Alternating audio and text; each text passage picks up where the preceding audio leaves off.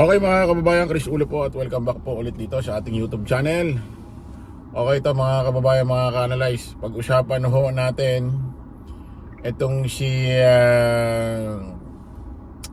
Atty. Baligod, syempre, no?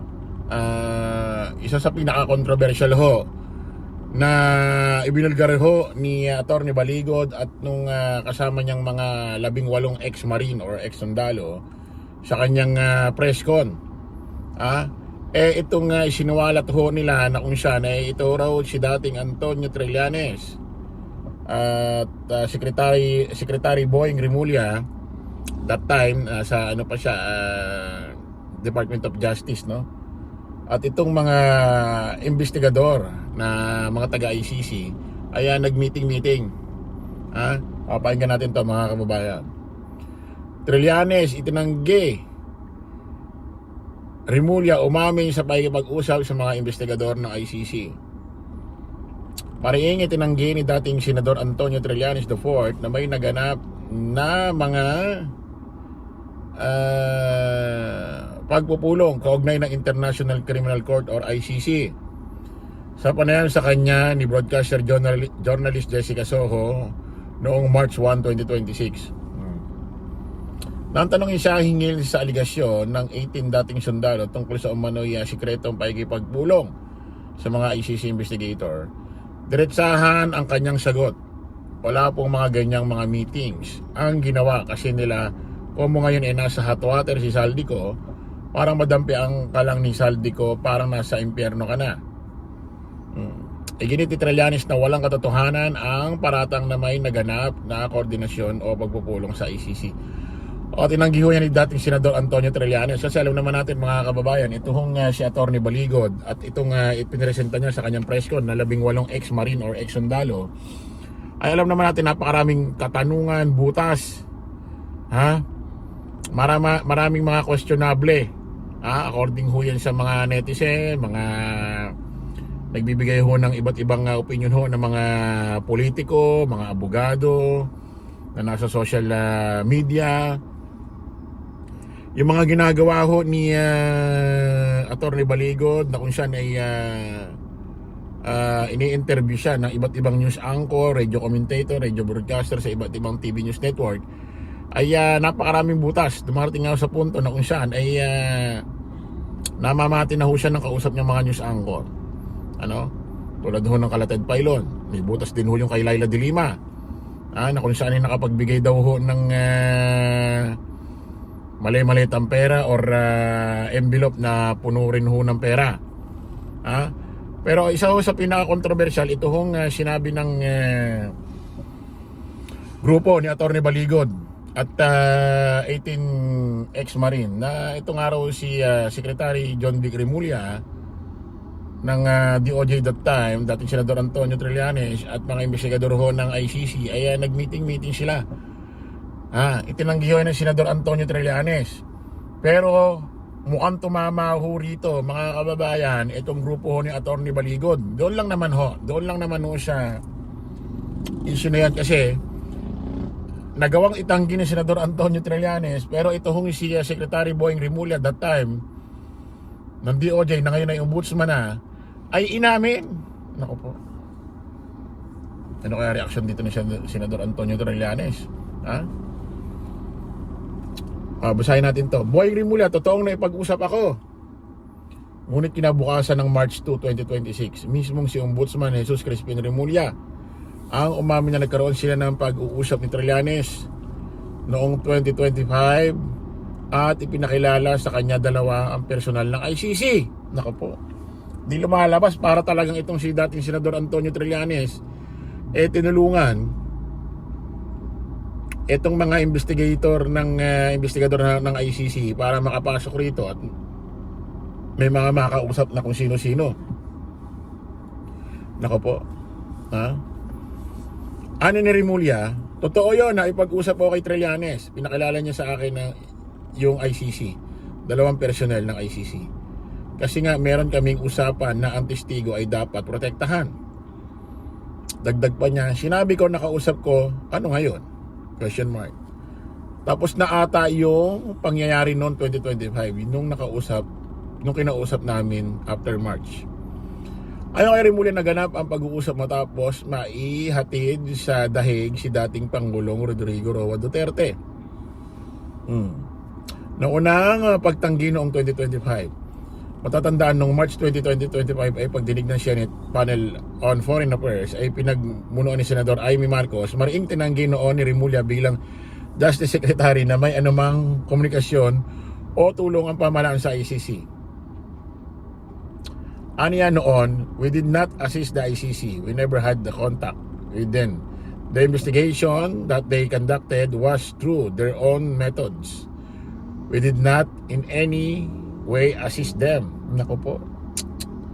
Hindi kami tumulong sa ICC. Wala kaming naging contact sa kanila. Ang investigasyon sa sinagawa nila ay sarili nilang pamamaraan. Hindi kami tumulong sa kanila sa anong paraan. Ang pahayag na ito ay sinuportahan din noong iba pang miyembro ng gabinete. Sa loob lamang ng 2 buwan magkasunod na araw, nagbanggaan ang mga pahayag. Una, ang pagtanggi ni Trillanes na may naganap na meeting, at ikalawa ang pag-amin ni Remulla na may naging pag-uusap at pagkilala sa mga ICC personnel. Nako po. Lumilitaw ang issue sa gitna ng joint affidavit na inihain ng 18 dating sundalo sa tanggapan ng ombudsman na naglalaman rin ng mga aligasyon kaugnay investigasyon ng ICC. Kampanya kontra droga ng Administrasyon Duterte.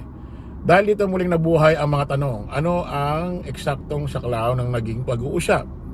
Ito ba ay usapin lamang ng witness protection o may mas malalim na implikasyon sa issue ng nakikipag-ugnayan ng mga opisyal ng pamahalaan ng ICC? Ay, makikita nyo sa larawan. Sabi ni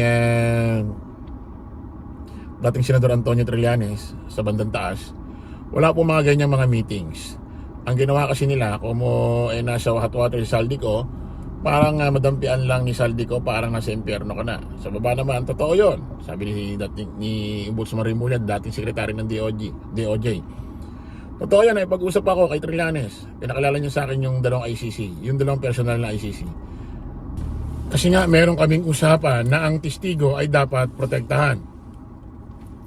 O ito mga kababayan, ako nabigla, ako nagulat dito mga kababayan, mga ka-analyze, kasi lalabas dito mga kababayan, parang papasok, parang papasok ho rito yung imbento, kasinungalingan nitong mga grupo ni Atty. Baligot at mga ex-sundalo na kung saan ayan, nagbigay daw ng $2 million itong si Saldico kay dating Senador Antonio Trillanes para ipampondo, panggasto siyang mag-asikaso ng mga ICC personnel, yung mga investigator na pupunta rito sa Pilipinas. Magkakaroon ng ano yan, para ipupusyo nila yan. Para mangyayari, sasabihin nila, kita nyo, umamin si dating sekretary ng DOJ Remulla na ngayon yung ombudsman. Ang mangyayari niyan, parang lumalabas, binigyan ng pagkakataon ni ito Ombudsman Boying Remulla na magkaroon ng puntos, tiwala, ang taong bayan dito sa grupong ito. Ano ba ito si Ombudsman Boying Remulla? At ako naniniwala ko si Ombudsman Boying Remulla, matalino. Alam kong naaalala niyo, tinanggi niya na yan dati doon sa Senate hearing na ginawa na committee ni Senadora Amy Marcos. At alam kong tinanggi niya yan, bakit ngayon kinontra niya? Lumalabas dito, binigyan niya ng pagkakataon, bigyan ng puntos na nagsasabi ng totoo itong mga grupo ni Atty. Baligot at ex-marine, ex-mga sundalo. At lumalabas, parang nilaglag niya ito si dating Senador Antonio Trillanes. Ano nangyari? Ano nangyari nito kay pakinggan natin ito mga kababayan.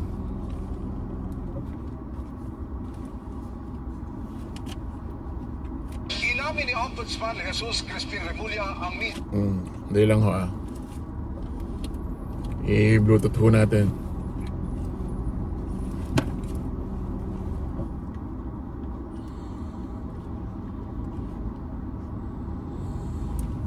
Inamin ni Ombudsman Tula.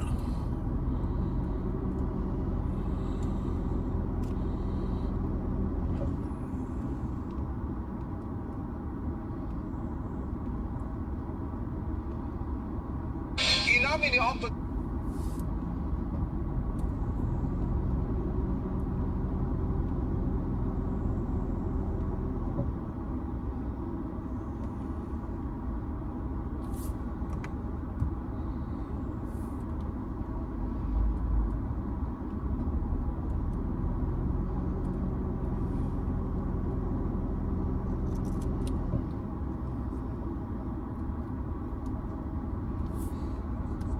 Remulla ang minsang pakikipagpulong sa mga tauhan ng ICC para sa proteksyon. Inamin ni Ombudsman Jesus Crispin Remulla ang minsang pakikipagpulong sa mga tauhan ng ICC para sa proteksyon ng tetestigo noon. Gayunman, hindi anya ibig sabihin itong totoo ang ibang laman ng affidavit ng mga lumantad na dating sundalo. Nakatutok si Salima Refran. Exclusive! Totoo yun. Sa eksklusibong panayam ng GMA Integrated News, inamin ni Ombudsman Jesus Crispin Remulla, nakapulong nga niya ang dalawang kinatawan ng International Criminal Court sa kanyang bahay sa Makati. Kasama raw niya noon si dating Senador Sonny Trillanes at si MMDA General Manager at dating PNP Chief General Nick Torre. Nangyari raw ito ilang buwan matapos maaresto si dating Pangulong Rodrigo Duterte. Justice Secretary pa noon si Remulla at hawak ang Witness Protection Program kung saan may ilang testigo ang ICC. Nakipag-usap ako sa Trillanes, pinakilala niya sa akin yung ICC, yung ibang dalawang personal na ICC. Kasi nga, meron kami usapan na ang testigo dapat protektahan, yung testigo na ICC. Since we're in the DOJ, kinakailangan gawin namin yun. Mga Pilipino kasi mga testigo. Sir, when was this? Last, hindi ko na maalala. Maybe less than a year ago.